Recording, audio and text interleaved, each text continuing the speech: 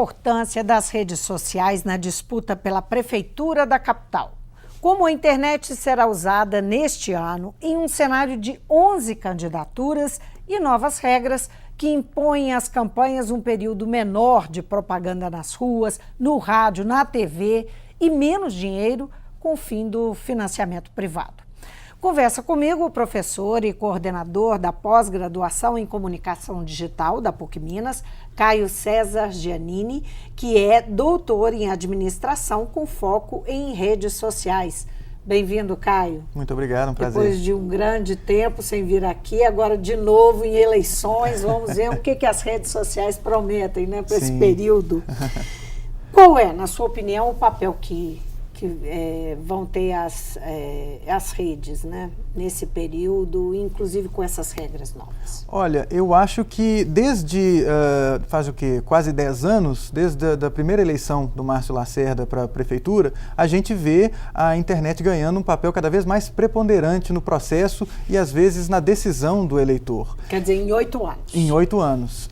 A gente vê aí que a internet está sendo cada vez mais utilizada, o custo está sendo cada vez menor para as pessoas terem o acesso e terem os equipamentos para acesso, estão com esses equipamentos o tempo todo dentro dos seus bolsos. Então, os candidatos, eles têm percebido, talvez tardiamente ou talvez muito sazonalmente, apenas em períodos eleitorais, a importância da comunicação com o eleitor nessas plataformas. Uhum. Você acha que, eu mencionei aí, são 11 candidaturas, né? Nós temos um cenário, então, de pulverização. Isso significa pulverizar também o horário eleitoral. Exato. Não é? Claro que uns têm muito mais por conta da representação no Congresso, que é o que define o tempo, mas, de qualquer maneira, é um tempo pulverizado. Isso reforça o papel da internet? Em que medida reforça? Claro. O que você está percebendo? Olha, na internet, quando você está falando de comunicação digital, você rompe aquela necessidade do espaço e do tempo.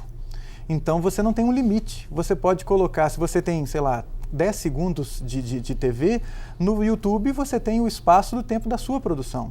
Você pode fazer uma produção de 1 hora, desde que seja convincente, que seja interessante, a audiência vai assistir. Ou você pode fazer muito mais produção para a internet e distribuir essa mensagem em diferentes canais, em diferentes plataformas. Então, eu entendo, e também levando em consideração o fato de que as pessoas têm desligado mais os aparelhos de TV e assistindo mais televisão sob demanda, né, vídeos sob demanda, imagino que... Muito no celular. No celular, no tablet, no computador, assistindo as suas séries baixadas ou as suas séries no Netflix da vida, as pessoas vão assistir menos também o horário eleitoral. O que vai acontecer é, por causa disso, um aumento da produção na internet. Agora, os partidos estão insistindo na lógica insistiram, né? Durante o período aí da pré-campanha, na lógica da aliança como uma prioridade para botar o pé na campanha. É porque isso ainda, a questão das redes, é porque o uso das redes está ainda subestimado, ou é porque a TV ainda é dominante, a TV e o rádio, o horário eleitoral? Olha, eu diria que é um mix dessas duas coisas. Vamos entender que quando aparece algo novo, e para a maioria das pessoas, não usar, mas atuar nas plataformas digitais é uma coisa nova. Então você tende a repetir o comportamento que você tinha anteriormente na mídia de massa. E aí a comunicação ela não é efetiva, ela é uma comunicação feita para a televisão, sem diálogo. O diálogo é chave nesse processo. E por isso os candidatos, os partidos, eles têm medo. Haja visto o desaparecimento das figuras políticas depois dessa polarização que teve e depois do que tem acontecido aí, né, com o afastamento da presidenta, etc. Você tem, desapareceram algumas peças-chave aí do xadrez político nacional, elas simplesmente sumiram, se abstêm. Aécio Neves está desaparecido, ele só aparece nas delações. Né? Mas nas mídias sociais, fazendo os videozinhos que ele fazia na campanha com o próprio celular, isso acabou, isso parou. Né? Mas ele e os políticos no geral, em geral, né? No geral a coisa sumiu, a presença dos políticos desapareceu. Por quê? Eu entendo que eles estão muito presos a uma lógica de uma comunicação que não é um diálogo, é simplesmente uma entrega de informação, que é a lógica da televisão. Por isso o formato da TV é mais interessante e o tempo de TV é tão importante para eles. Né? E tem uma coisa também de às vezes, o horário político pautar a produção jornalística, falar do que foi falado no horário político, são eles que vão participar. Quem não tem muito tempo no horário político não vai ter muita representatividade, não vai poder participar dos debates, de acordo com as regras de algumas emissoras, o que não é, às vezes, a melhor coisa de todas. Né? Então você tem isso aliado a um despreparo, literalmente um despreparo em dialogar. A gente vê quando se esforçam para dialogar, às vezes são chamados para o diálogo pelo cidadão, eles não se comportam muito bem. O que seria, assim, como seria no seu entendimento, o uso de uma rede social ou da internet, enfim, para dialogar com o candidato, dialogar com o cidadão? Que recurso que ele teria para fazer isso? Tem alguém fazendo, né? Tem gente fazendo isso. Tem gente fazendo isso de uma maneira bem interessante.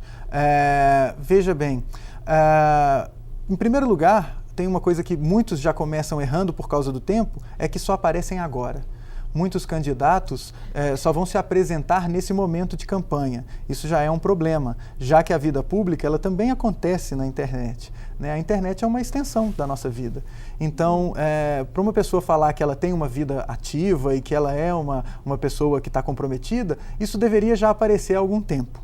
E isso não é o que a gente vê. As pessoas, os candidatos, eles aparecem no momento de campanha, pedem voto, acaba a eleição e somem.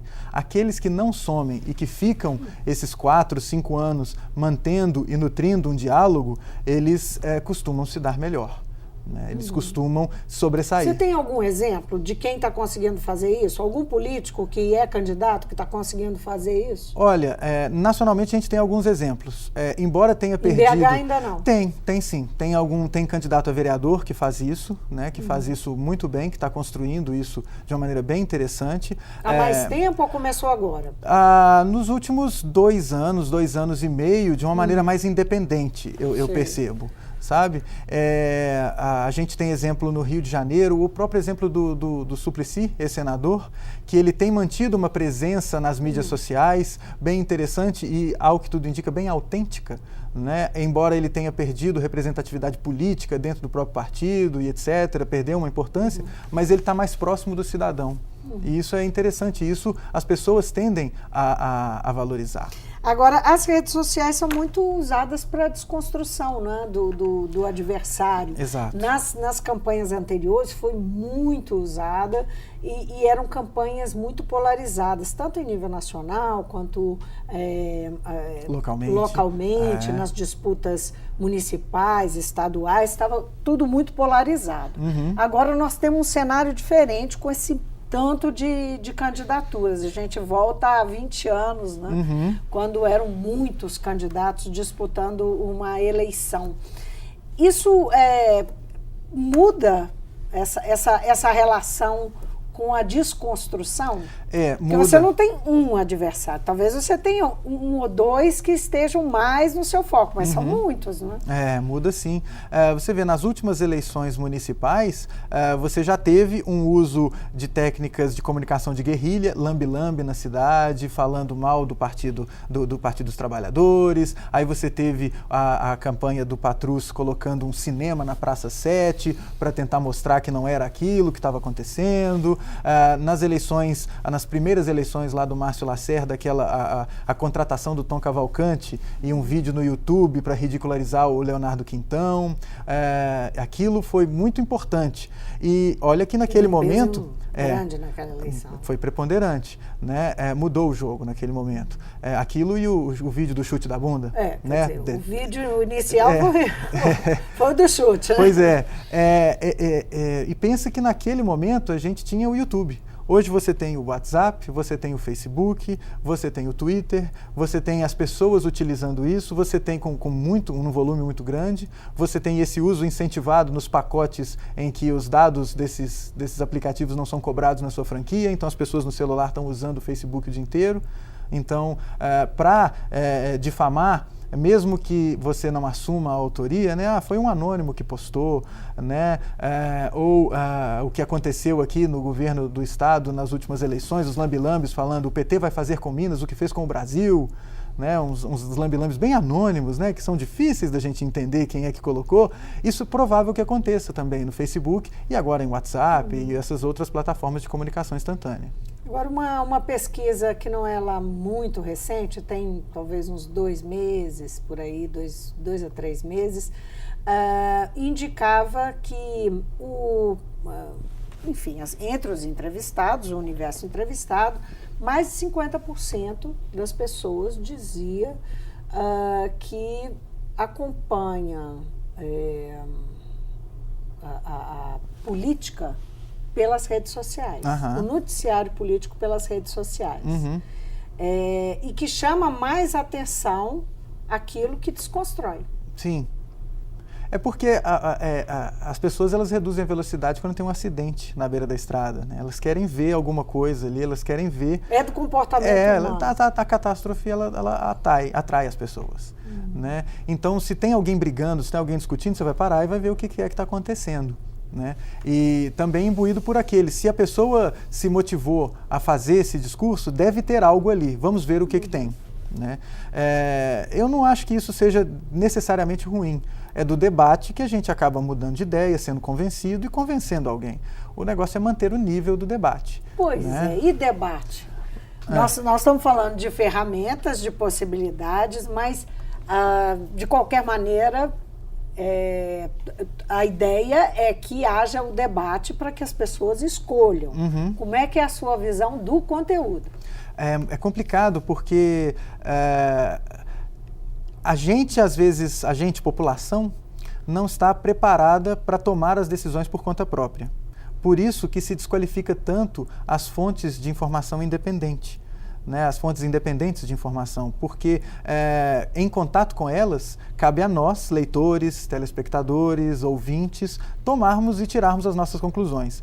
A gente, população brasileira, nós fomos catequizados a ter alguém tomando as decisões por nós e falando as coisas do jeito que elas deveriam ser. Aí isso prejudica a interpretação, o entendimento na hora de um debate. Né? O que você está chamando de fontes independentes? Olha, os coletivos de jornalistas que não têm comprometimento com o departamento comercial de um jornal que está vendendo anúncio, então tem uma agenda por trás, novos veículos que nascem nesse contexto da internet. Então você tem alguns exemplos já pipocando no Brasil, que é muito bacana, né? E profissionais independentes, pessoas que às vezes recebem informações, esses próprios repositórios de informações de denúncia são fontes interessantes e que a gente agora, ao ter contato com essas informações, a gente precisa tomar as nossas próprias decisões, tirar as nossas próprias conclusões, coisa que o cidadão médio não estava muito acostumado a fazer. O senhor está se referindo, por exemplo, a jornalistas livres, sim, mídia ninja, que outros grupos tem aí que são novidades? Olha, a gente tem agora o The Intercept, agora um veículo independente na internet. Você tem o Nexo Jornal, o portal Metrópole. O Nexo Jornal de São Paulo, mas cobre o Brasil. Uma associação de jornalistas que saíram de Folha de São Paulo. Saíram, exatamente, eles saíram de veículos da mesma forma que o Metrópole, né, saíram de veículos e que agora estão atuando de uma maneira independente. Ou seja, eles estão, inclusive, lutando para se financiar. Pois porque com a mudança do governo, havia no governo Dilma e nos governos petistas, havia um financiamento de mídias alternativas, muitas mídias alternativas, nem todas recebiam recursos do governo federal. E isso foi cortado completamente, né? Isso foi anunciado, inclusive. Isso dificulta para esses grupos, não? Não necessariamente.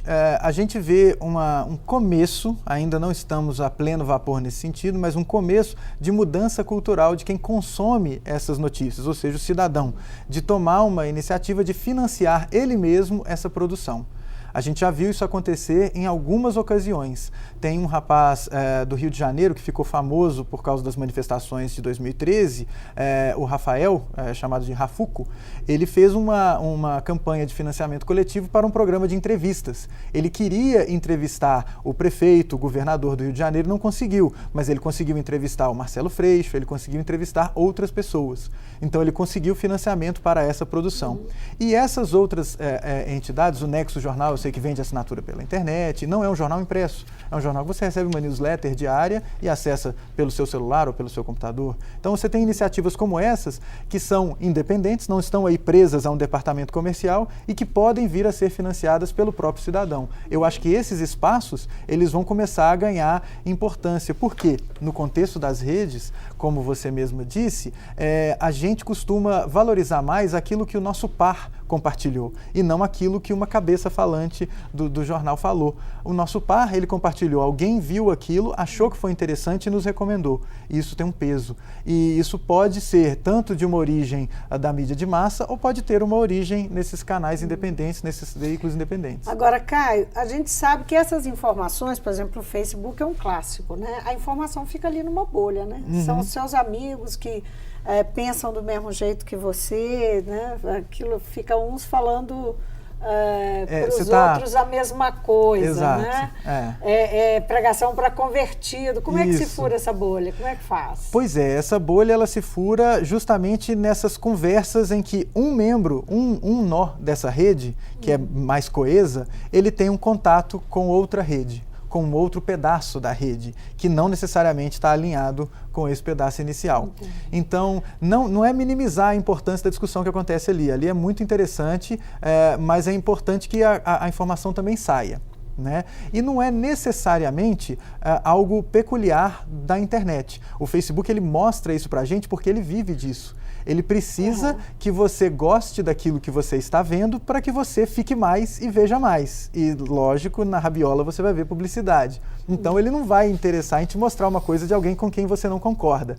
Mas, eventualmente, você conhece essas pessoas e você está dialogando com essas pessoas em outras plataformas. Então, é importante que a mensagem saia e é importante também que a mensagem circule ali, para que todo mundo também compartilhe e converse sobre aquele assunto. Né? Como é que você relaciona protestos de 2013, o uso da internet ao longo de 2015 para mobilização, para grandes, né, passeatas e tal,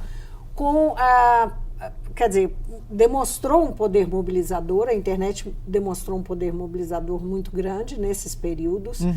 Como é que esse caráter mobilizador pode ser aplicado numa disputa eleitoral? Os partidos, as campanhas estão antenadas com isso? Estão preocupados com isso porque qualquer tentativa, desde 2013, de conduzir a narrativa não é muito bem recebida. Depois de 2014, com a polarização feita ali no resultado das eleições presidenciais, você teve até uma desvirtuação daquela discussão de 2013. Né? Aqueles ideais, eles sumiram. Eles tentam voltar agora com o pessoal falando que é contra a corrupção e etc., mas não pega as mesmas pessoas. Você vê que quem sai para a rua vestindo verde e amarelo não é a mesma pessoa que aqui em Belo Horizonte desceu a Avenida Antônio Carlos em direção ao Mineirão. Não são as mesmas pessoas.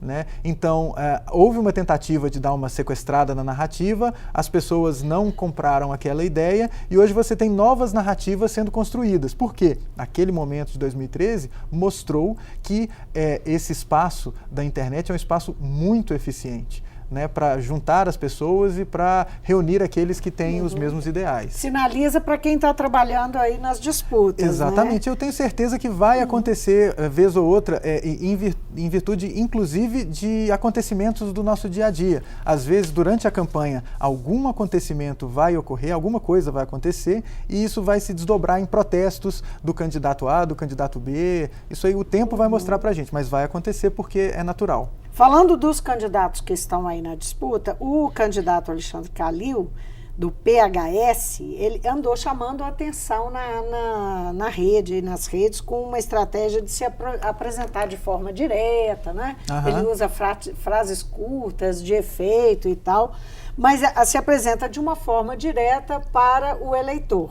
Ele já vem fazendo isso. Como é que você avalia os primeiros passos dele? Eu queria que depois você apontasse algum que você vê que se destaca, que já tem uma estratégia sinalizando que caminhos tomaram ou não está sinalizando nada, ainda não mostrou a que veio. Pois você vê, o Alexandre Calil, por ele ter sido presidente do clube de futebol, do Atlético, ele já tinha uma presença no Twitter muito contundente, muito direta, né? O que pode, inclusive, eu já vi que não, mas tem o potencial de atrapalhar junto aos eleitores cruzeirenses, por exemplo. Porque dizem ele já xingou... que ele só sai com 50%. Que ele já xingou bastante cruzeirense, ele é daqueles que ainda tenta desqualificar o cruzeirense, chamando de mulherzinha, de Maria, etc. Enfim, isso causa uma certa... Não é bem visto, ainda mais no contexto de hoje que a gente está entendendo que chamar alguém de mulherzinha não é ofensa nenhuma, né? Então a gente tem esse potencial arranhado na imagem dele. Mas, por outro lado, isso mostra que ele é autêntico e fala o que ele pensa e que ele está perto das pessoas e que ele responde e que você tem a chance de conversar com o Calil se você tuitar para ele. Então, sim, isso, ao mesmo tempo que... ele dá um passo à frente em relação aos outros nesse sentido. Nesse sentido, de estar ali conversando, não com uma agenda política, que a agenda política dele, ela é bem rasa. Ele ainda não apresentou a agenda política. E ele nunca teve uma inclinação política de participação na vida da cidade, a não ser como time de futebol. Então, as pessoas estão ainda interagindo com ele nesse sentido. Outros que te chamam a atenção? Tem alguma... tem aqueles que aparecem sazonalmente. Os que aparecem sazonalmente, eles são bem claros de se identificar, né? Assim, você fica 4 anos sem ouvir falar do Tibé. E agora ele aparece com força total aí, falando muito. Está usando muito as redes. Está usando... Ele não está tão presente nas redes, mas ele usa um pouco.